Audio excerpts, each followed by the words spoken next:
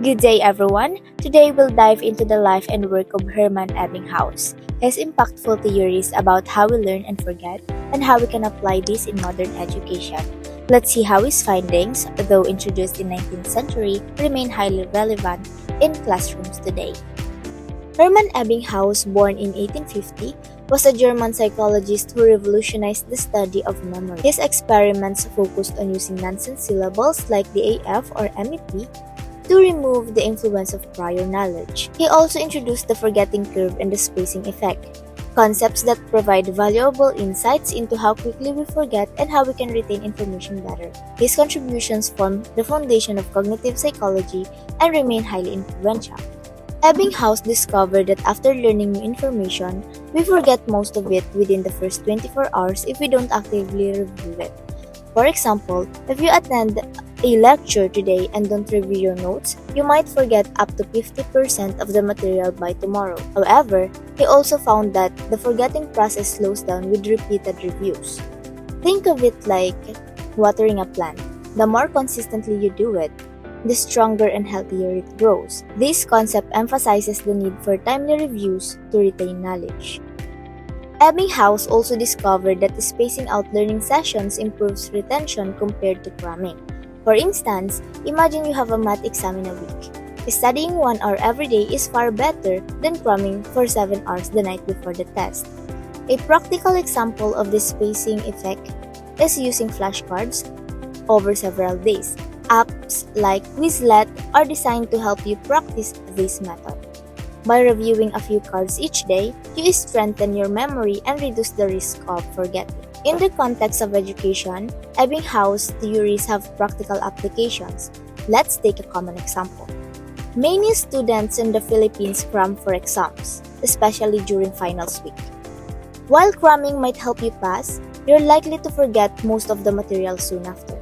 Instead, teachers could encourage strategies like spaced repetition. For example, a home economics teacher could break lessons into smaller topics and review them weekly, rather than teaching everything in one go.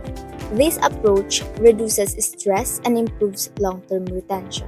Although Ebbinghaus' work was groundbreaking, it does have its limitations. For one, his experiments focused on nonsense syllables, which don't reflect how we remember meaningful information like personal experiences and stories.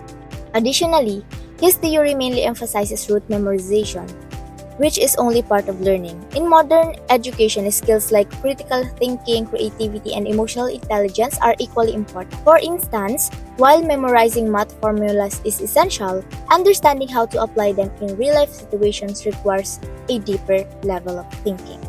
In the Philippines, students often face tight schedules and heavy workloads, especially before exams. A common scenario is a student cramming the night before the big test, fueled by energy drinks or coffee. While this might work temporarily, it's not effective for long-term learning. Applying the spacing effect could transform this. For example, a home economics teacher could assign weekly quizzes on small portions of the chapter. Over time, this regular review reduces the need to cram and helps students perform better in both exams and practical applications. To conclude, Ebbinghaus' theory reminds us that forgetting is a natural process, but it can be managed with effective strategies. His work on forgetting curve and spacing effect provides a blueprint for better learning. Here are my recommendations.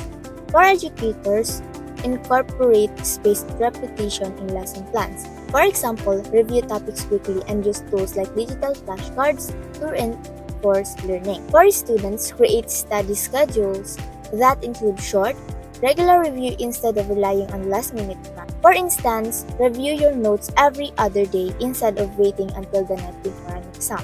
For schools, promote technologies like apps that use spaced repetition to support effective study habits.